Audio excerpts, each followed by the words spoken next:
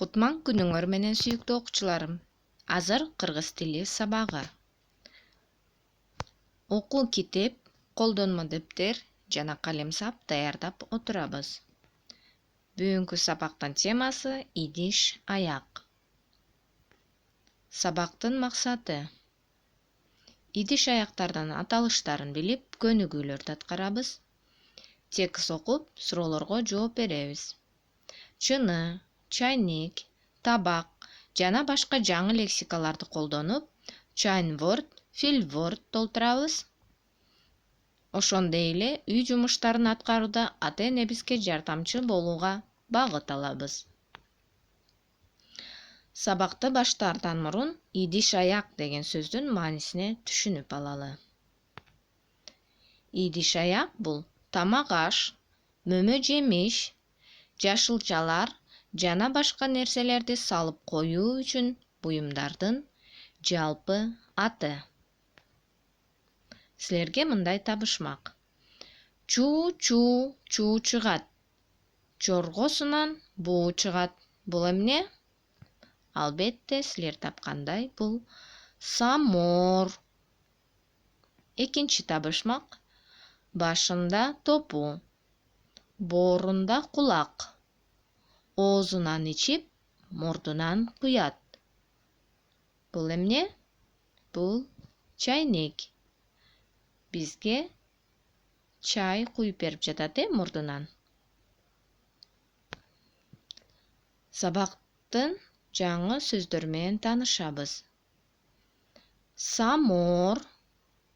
Баарыбыз чогуу кайталайбыз. Самор. Казан. Казан. Чоң кашык. Чай кашык. Чоң кашык менен тамак жейт, чай кашык менен кыям жейт. Чайга кумшекер салат. Бычак. Бычак менен нан кесет. Аш айры менен салат жейт. Чайнек. Чайнекте суу кайнайт. Табак. Чыны.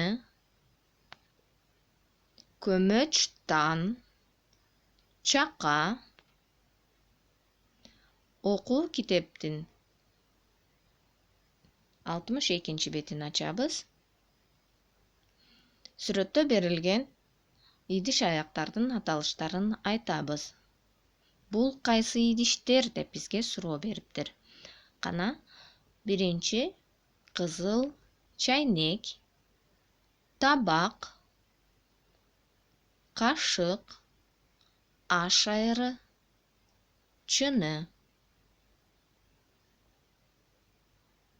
Чыныда тамак бар. Табакта мөмө жемиш бар. Табак жана кашык. Назаматсыңар. 63 бетте берилген текстти туура окуп, суроолорго жооп беребиз. Ашканада. Бул ашкана. Ашканада идиш аяктар көп. Алар абдан кооз.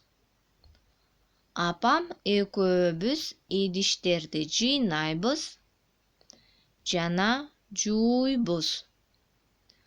Бул казан. Казанда тамак бар.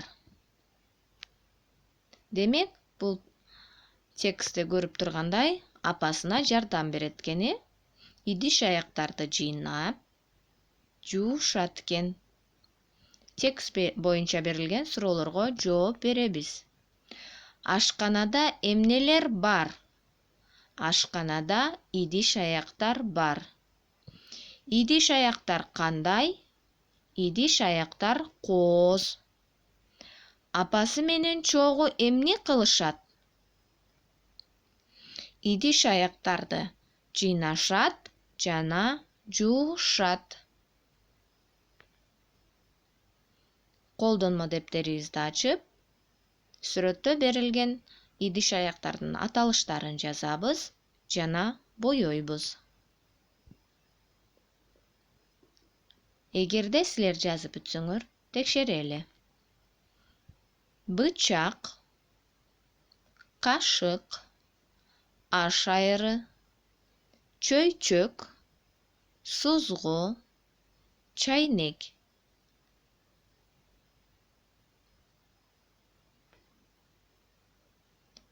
Ырды көркөм окуйбуз.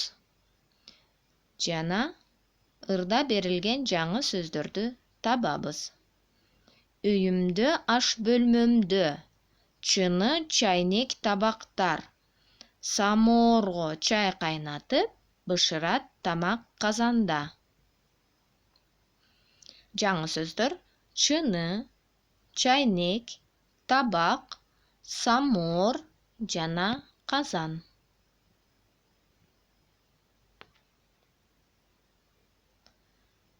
Келгиле, бүгүнкү сабакта биз кайсы жаңы сөздөрдү үйрөндүк? Чайнвортду толтурабыз оозеки. Кана биринчи үйрөнгөн жаңы сөзүбүз. Самоор, көмөч-тан,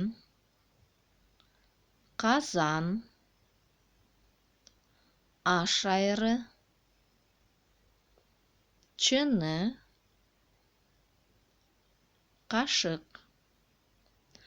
Азаматсыңар, мен ойлойм, баарыңар бул чайнвортто берилген сөздөрдү тапты деп. Бул жаңылмашты кайталап, тилибизди жаттыктырабыз. Жаңылмашты так жана бат айтышыңар керек. Ак чайнекке көк капкак, көк чайнекке ак капкак. Баарыбыз бат-баттан туура айтабыз,